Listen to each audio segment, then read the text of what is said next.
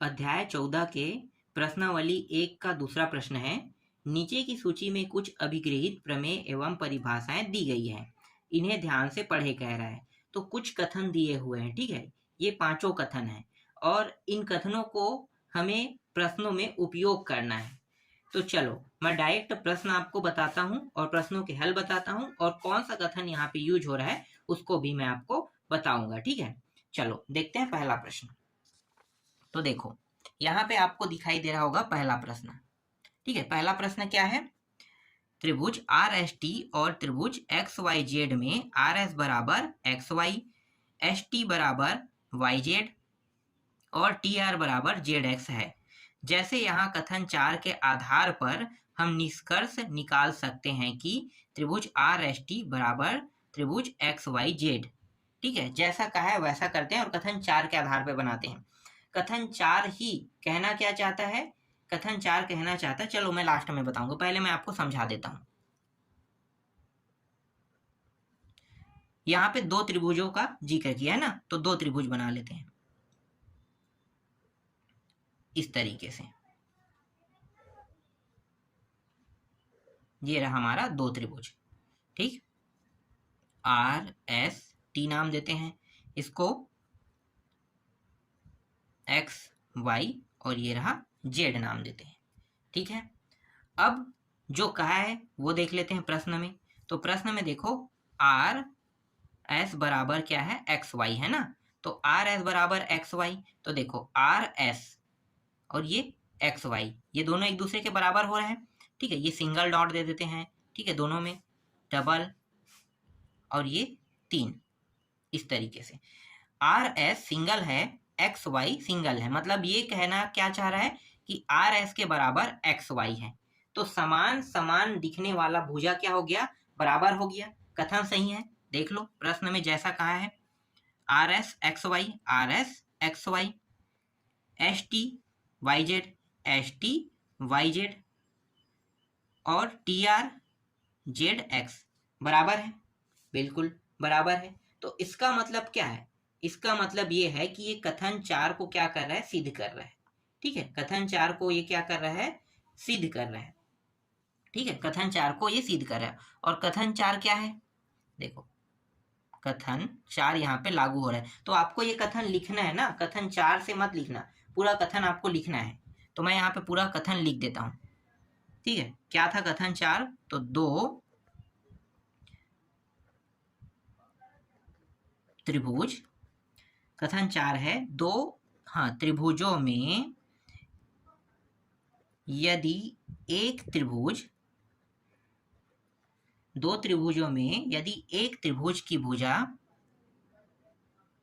एक त्रिभुज की भुजाएं, ठीक है, भुजाएं दूसरे त्रिभुज की संगत भुजाओं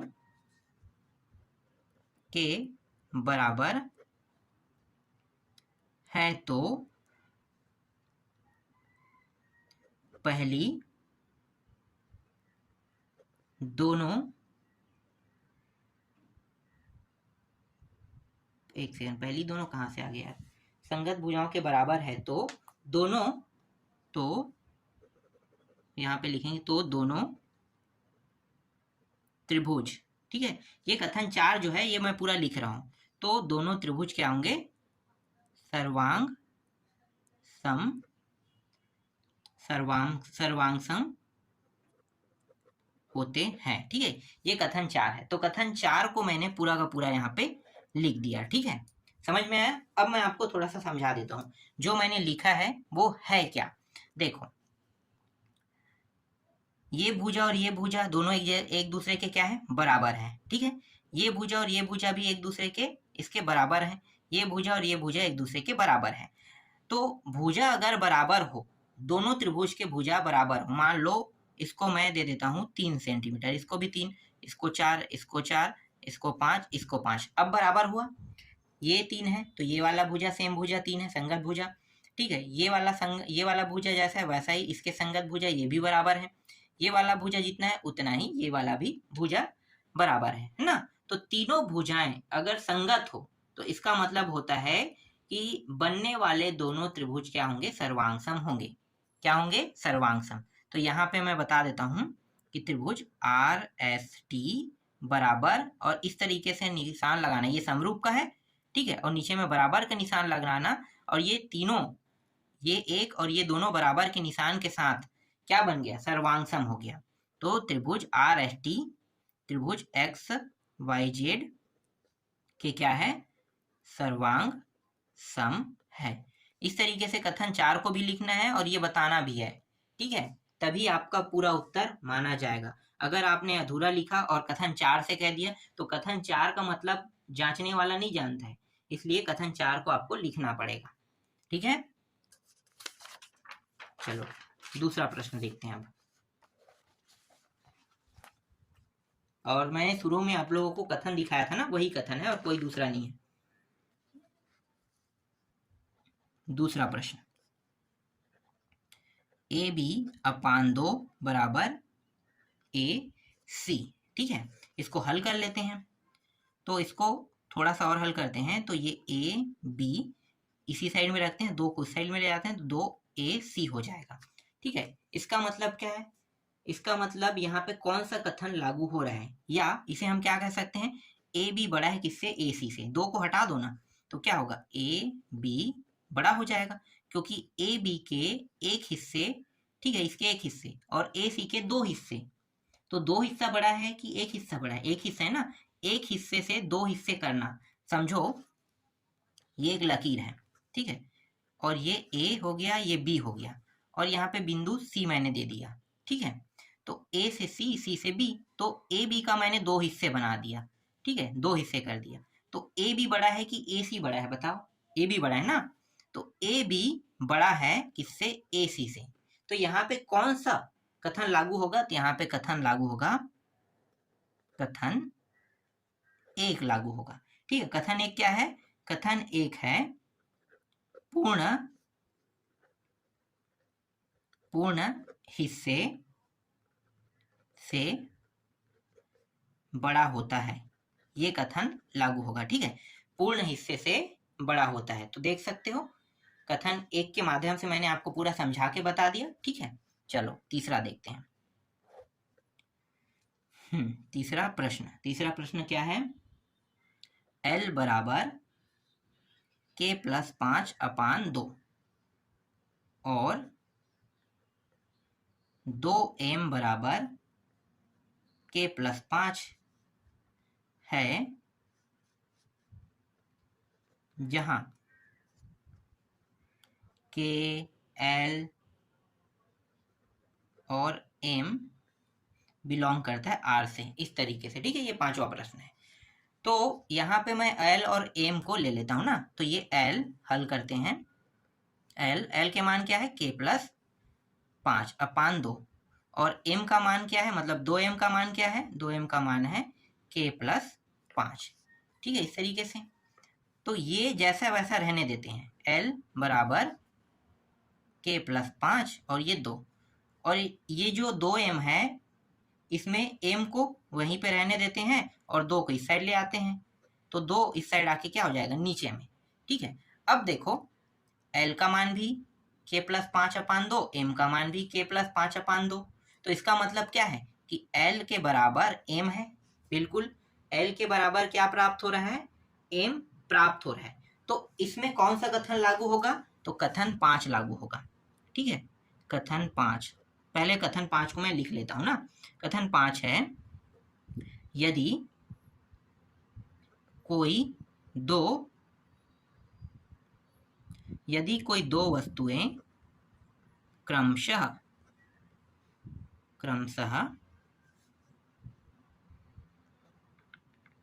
तीसरी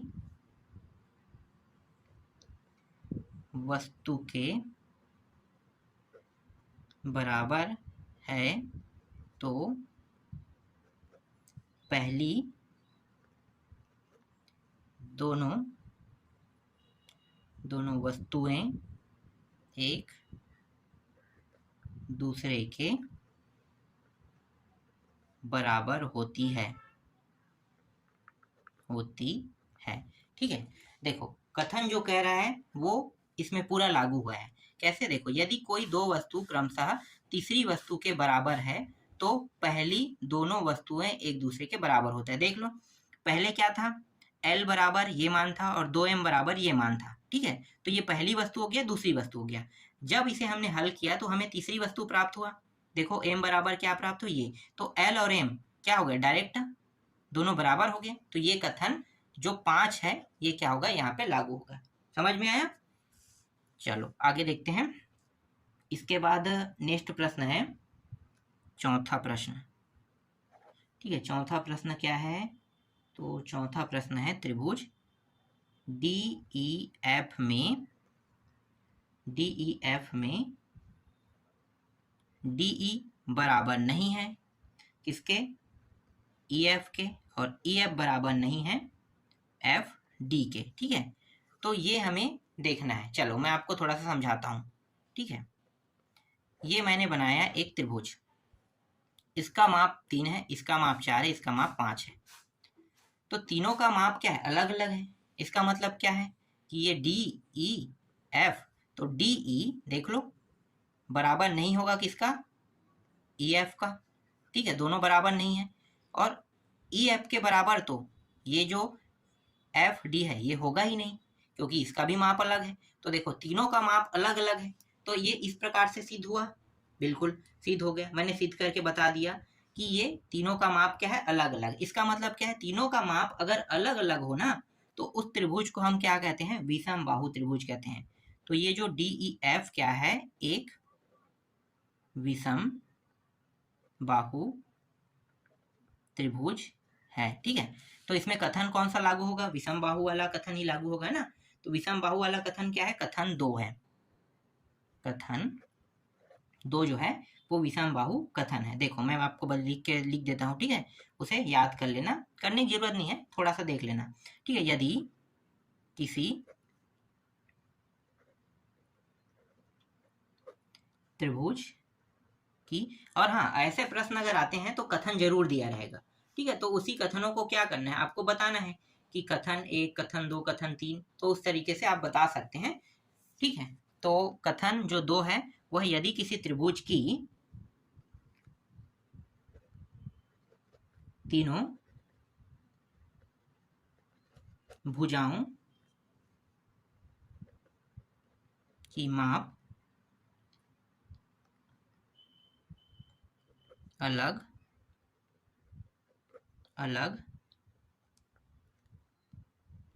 हो तो वह त्रिभुज क्या होगा, विषम बाहु त्रिभुज होगा। ठीक है, इस तरीके से इसमें दूसरा कथन लागू हुआ। देख लो यहाँ पे विषम बाहु शब्द जिक्र हुआ है ना, बिल्कुल। चलो अगला देखते हैं।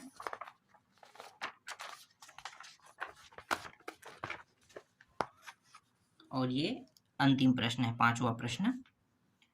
पांचवा प्रश्न है 1 4 1 141 एक विषम पूर्णांक है। ठीक है, ये क्या है, एक विषम पूर्णांक है। तो इसमें कौन सा कथन लगेगा, तो विषम पूर्णांक है तो इसमें जो कथन लागू होगा वो होगा आपका कथन 3 रहेगा। ठीक है, अब कथन 3 को मैं पूरा नहीं लिखूंगा, कथन 3 के शब्दों को हम यूज करेंगे। विषम पूर्णांक का जिक्र किया है तो मैं इसे कथन 3 से हल कर रहा हूँ, तो मैं यहाँ पे बता रहा हूँ कि मैं कथन 3 से हल कर रहा हूँ। तो चलो कथन 3 का जो टॉपिक है वो मैं लिख लेता हूँ। तो n बराबर 2 के प्लस 1 है। ठीक है, n बराबर 2 के प्लस 1 जो है इस कथन का टॉपिक है। अब यहाँ पे 2 के प्लस n क्या करेंगे, ये जो 141 है इसको इस प्रकार से लिखेंगे। तो एक तो यहाँ पे पीछे में आ गया। ठीक है, समझो तो कितना होगा 140। 140 को 2 से भाग दे दो, क्योंकि 2 है यहाँ पे, तो 2 से भाग देंगे तो 2 और गुणित कितना हो जाएगा 70। तो 2 गुणित 70 लिखेंगे तो 140 हो जाएगा, 7 दूनी 14। तो हम इस तरीके से इसे लिख सकते हैं। देखो इस तरीके से हम इसे लिख सकते हैं। और ये क्या है, 100, n का मान कितना है भाई, 1 4 1 141। तो ये जो है ना कौन से कथन से हल हो रहा है, कथन 3 से। कथन 3 से, कथन 3 को आपको पूरा लिख लेना है, ठीक है। मैं यहाँ पे सिर्फ पीछे में लिख रहा हूँ कथन 3 से, क्योंकि कथन 3 क्या कह रहा है, एक विषम पूर्णांक है, इसके लिए आपको हल करना है, तो इस तरीके से आपको क्या करना है, हल कर देना है, ठीक है। ठीक, तो इस तरीके से प्रश्न क्रमांक 2 भी आपका कंप्लीट हो गया।